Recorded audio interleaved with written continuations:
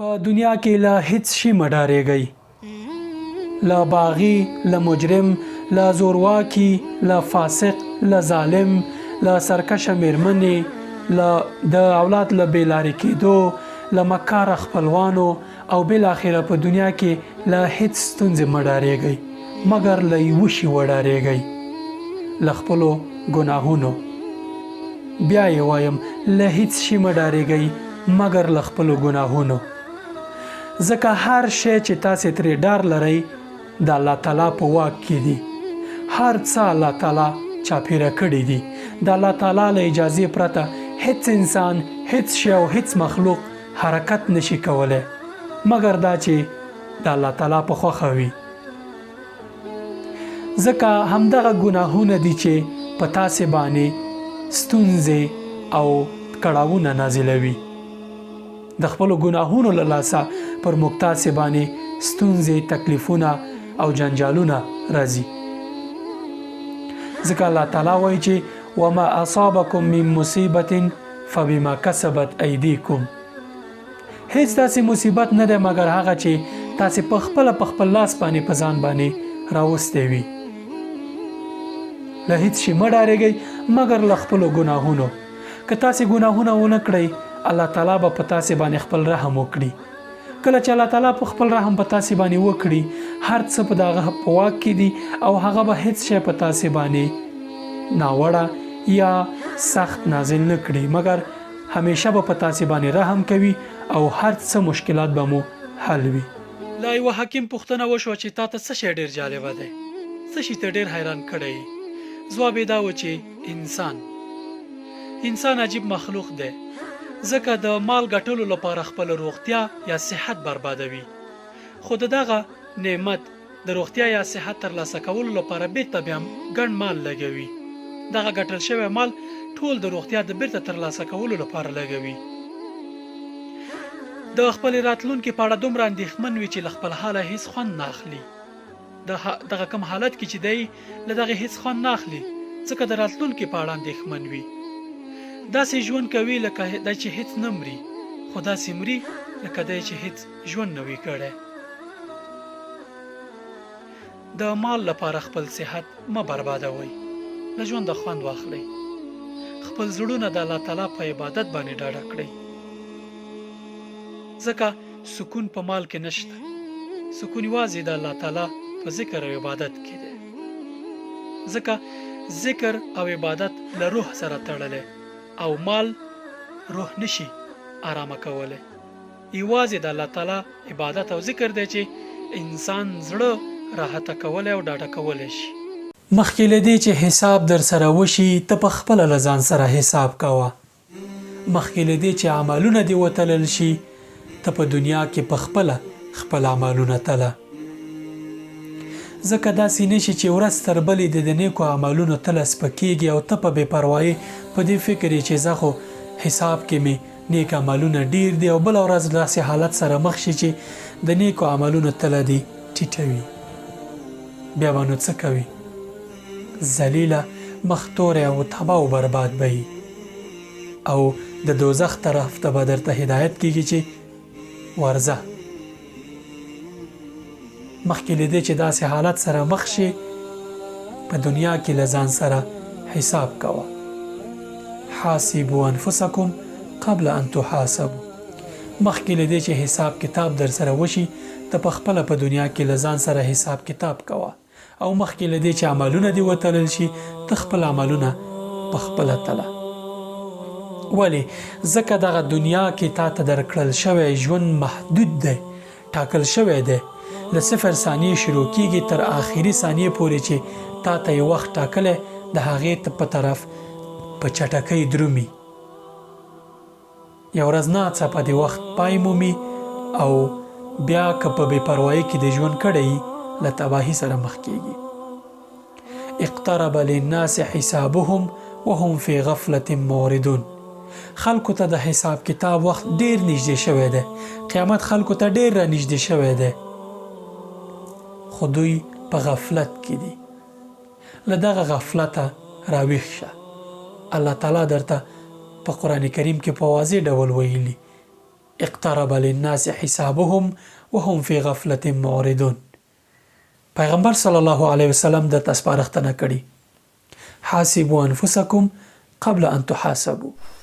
مخکې له دې چې حساب کتاب در سره په قیامت کې وشي په دنیا کې په خپل ځان سره حساب کتاب کوئ. آیا غواړئ چې په دنیا او آخرت کې بریالي او ښېرازه انسانان واوسئ؟ داسې ژوند ولرئ چې له لارې تاسې وکړئ چې جنت وګټئ؟ راځئ د بریا په اړه 4 مهمې خبرې درته کوم. 4 ارکانونه دي چې یا 4 مهم لاملونه دي چې تاسې په دنیا او آخرت کې بریالي کولی شي. الله تعالی په والعصر صورت کې په زمانه باندې قسم کوي چې انسان په تاوان کې دی. والعصر زما د په زمانه قسم وي ان الانسان لفی خسر، بشک انسان په تاوان کې دی. مګر له دغه تاوان نه هغه کسان مستثنا دي چې دغه 4 کارونه کوي. 4 لاملونه دي چې انسان په بریالي کېدی شي. الا الذين آمنوا، هغه کسانو چې ایمان راوړی دی، وعملوا الصالحات، نیک عملونه کوي، وتواصوا بالحق، په حق باندې خلکو ته سپارښتنه کوي، وتواصوا بالصبر، او په صبر باندې خلکو ته نصیحت کوي چې صبر کوي.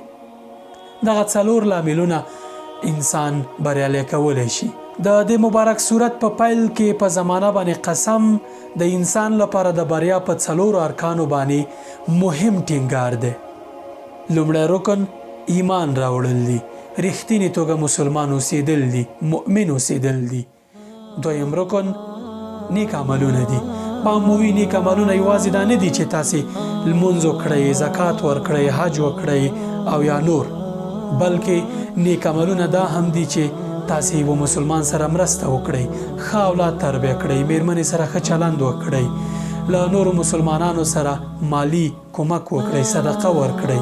د دې ترڅنګ د انسانانو سره په خوش اخلاقۍ چلند وکړئ، دروغ ونه وایئ، حرام ونه خورئ او رشوت هم وانه اخلئ. دا نیک عملونه دي. د بریا 3م رکن حق سره سپارښتنه ده. د حق توصیه کول دي. د حق توصیه کول دا دي چې تاسې د الله تعالی لارې ته خلک دعوت کړئ، یو آیات یا یو حدیث خلکو سره شریک کړئ، هغه څه باندې چې تاسې پوهیږئ نورو ته یې ورسوئ. دا هم د حق سپارښتنه او دعوت دی چې تاسې یو دینی ویډیو وګورئ، خپل اولادونو، خپلو میرمنو او یا نورو مسلمانانو سره یې شریکه کړئ. په خواله رسنیو باندې فیسبوک، ټویټر یا نورو باندې یې له خلکو سره شریکې کړئ. دا هم دعوت دی او د حق سپارښتنه ده. د بریا 4م رکن په صبر سره سپارښتنه ده. کله چې یو انسان غم ولري، مصیبت پرې راغلی وي، ته ورته سپارښتنه وکړي چې په داسې حالاتو کې زغم ولره، الله تعالی به درته یوه لاره پیدا کړي. که غواړئ په دنیا او آخرت کې بریالي، ښېراز او نیکمرغه واوسئ، د بریا په دغه 4 ارکانو باندې عمل وکړئ.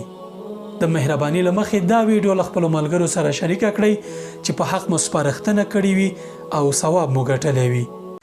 د ځواني د دورې د عبادت په اړه که څومره درته ووایم کمه ده، خو همدومره درته وایم د هر چا چې د ژوند پیل ښه نه وي، د هغې پای به روښان نه وي.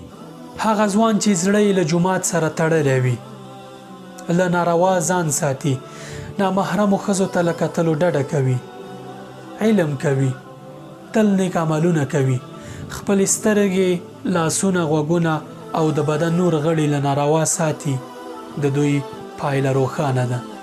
الله تعالی ته لوی منزلت لري. هر څوک چې ښه عمل وکړي، که هغه میرمن وي یا نارینه وي، خو په دې شرط چې مؤمن وي، د دوی لپاره به موږ ژوند سپېڅلی کړو، یو سپېڅلی ژوند به په دوی وکړو او په پای کې به آخرت کې دوی ته نیک اجرونه او ډېر لوی اجرونه ورکړو په هغه څه باندې چې دوی ترسره کړي دي. د ګناه د پرېښودو او د نیکو عملونو د ترسره کولو لپاره که په قرآن کریم کې همدا یو آیات وایي، بس و چې زړه پرې ډاډه کړئ. ام حسب الذين اجترحوا السيئات ان نجعلهم كالذين آمنوا وعملوا الصالحات سواء محياهم ومماتهم ساء ما يحكمون. آیا هغه کسان چې ګناه کوي داسې انګیري چې دوی به له هغو کسانو سره چې نیک عملونه کوي موږ برابروو، د دوی مرګ او ژوند به یو شان وي؟ ډېره بده فیصله ده چې دوی کوي. هیڅکله داسې ګمان مه کوئ هغه کسان چې ګناه کوي له هغو کسانو سره برابر دي چې دوی نیک عملونه کوي. الله تعالی ته د دوی مقامونه ډیر متفاوت دي. ځمکه او اسمان فرق لري. په الله تعالی درته قسم کوم ټریلیونونه وارې یقیني خبره ده د دې دنیا له منځه تګ الله تعالی ته تر دې ډیر اسانه دی چې خپله وعده دې پوره نه کړي. په دې معنی چې الله تعالی هرومرو خپله وعده پوره کوي. ډاډه اوسئ. السلام علیکم ورحمة الله وبرکاته.